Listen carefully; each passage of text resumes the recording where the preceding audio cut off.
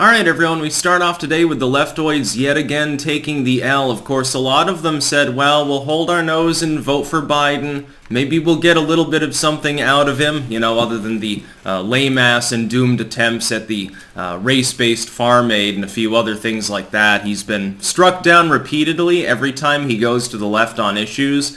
The other day having a spiel about guns, having another old man tantrum actually, although it goes far beyond just the Second Amendment. That will be a New Tech exclusive, by the way. Keep in mind down below if you're watching this video on YouTube, pinned comment with links to other video hosting sites that I use. I only make one YouTube video now every day.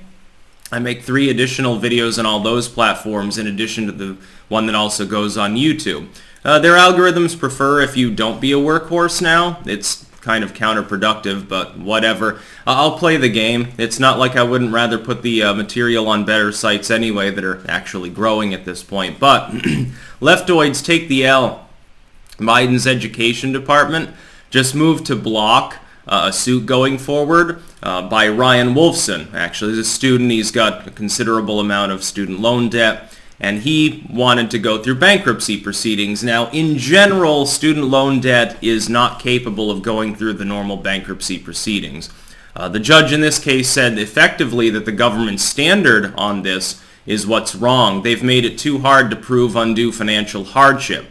So the court said, yes, indeed, you can go through bankruptcy. That's perfectly fine. Guess who shows up to appeal the decision and try to block it?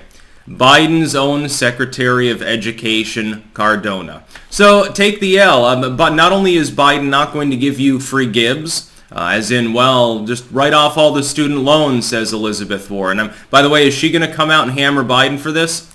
I don't think that we'll hear a peep from Vineyard Grandma. Just saying that I don't think that'll happen. You might hear some murmurings from the Geek Squad, formerly the Gang of Four. People like Elon Omar might bring it up just to save their own necks politically, but do you think that this will go over with the younger generation, which now includes people pushing 40 at this point with the student loan debt bubble? Essentially, countermanding. Again, this is Biden's Secretary of Education. He appointed him. He's a liberal, leftoid individual, supposedly, blocking the idea that bankruptcy proceedings should be able to be used by students. The funnier part is that actually there's a bill currently that's being pushed by the Republicans, by several Republicans. Cornyn, who's far right on many issues, although he's still conservative ink on certain moral issues. Durbin and a few others, high-ranking Republican people within the House and the Senate have been attempting to push through the Fresh Start Act, which effectively would restore the ability of students to seek bankruptcy if it's impossible that they're ever going to pay off their student loans. That's unfortunately the case for the majority of student loan borrowers. Now, I do not believe in student loan debt forgiveness. I say this as someone who has tens of thousands of dollars in student loan debt. I don't want it because I don't want the government anywhere near it. Keep your hands away from the debt because you'll make the problem worse. That's what government always does. It always says, well, we can help people if we just have more power. Does it ever work that way? Well, no, not really. But for a very long time, student loan debt already could be treated with bankruptcy proceedings. It was Obama. It was another supposedly liberal administration that put the kibosh to that. The Republicans, and in some cases the populist side of them, are trying to restore it. And Biden stonewalls. If it's a Secretary of Education, that's fairly high up the list, the top man under Biden himself when it comes to anything regarding the educational system. And they're blocking this, blocking an attempt at reform. And it's the only form of reform, the only concept of student loan debt forgiveness, and bankruptcy and restructuring and stuff a little bit different from simply writing off loan totals. It's the only one that is, number one, reasonably feasible in an economic sense. Number two, has been used before, apparently worked for decades and decades. The United States government throwing free funny money at public educational facilities, supposedly to drive costs down, although that never happened. Again, proof is in the pudding for over a half a century. That happened long before they took away the ability of students to potentially seek bankruptcy relief. The idea is that in a proper system, people are getting merit aid, or potentially need-based aid, plus merit. They happen to be the top quarter of their class. Clearly, they can make it in a state college, and we want them to be able to go. So we don't want them to have, an unmanageable debt load. The idea is that there's a higher chance. This is the whole gamble of student loans in the first place. The idea is that many of those people, because they've got the degree, they've got the training, certification, whatever, get a better job, and therefore they can pay off the debt. You have made money. They have made more money. It's actually a meaningful system. It's a good idea.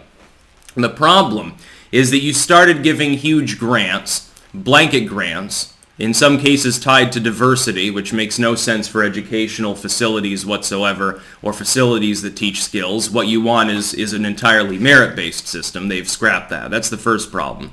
Then you've said, well, for those that fall through, we're eliminating bankruptcy proceedings, but the problem is that's always going to be a segment of the population. The reason why there's such a problem now is because boomer economics, a la the Bush-Obama years, really second-term Reagan on through up until Trump, and then since Trump again, has wrecked the economy and wrecked the capability, the upwards mobility necessary to sustain such a system. You've got more and more people going to college for, at this point under Biden especially, less and less skilled positions that actually are going to be able to pay off the loans, and you prevented them from seeking bankruptcy protection. That's the only system, again, one that the GOP wants to reimpose, that works. It is the only concept that will actually help to alleviate the problem. We should be giving, by the way, less aid to universities and colleges. Yes, if you want to increase the educational system, you ironically have to give less money to the public educational facilities to deflate the prices again. Make those handouts to those groups reliant upon certain terms and conditions. Right now, we're saying, hey, we freed up tens of billions of dollars for these state colleges here. And then they don't monitor what that's used for. Supposedly, it's going to give more aid to students. It'll lower the costs. But that's not what happens. They build another gymnasium. They build another swimming pool. They hire another sports team. They hire a coach that they tack another zero onto their paycheck. The dean gets a raise. That's what happens. That's the whole problem. It's corruption. We see this in the public primary schooling system as well. It's one of the reasons why the educational facilities in the inner city are falling apart, despite more and more and more tax money going to them, local, state, federal. Despite them getting all that money, well, you can't fire the shitty teachers. The school is not expected to properly function. No, we expanded our gym. See, look, we're doing well for children. We have another feel-good program that doesn't actually increase people's hireability once they graduate from our school. There's the problem. This is the one methodology that you could default to that was, in swing again for decades and decades as the bubble built, that actually works, has a precedent. We know it works because it was there.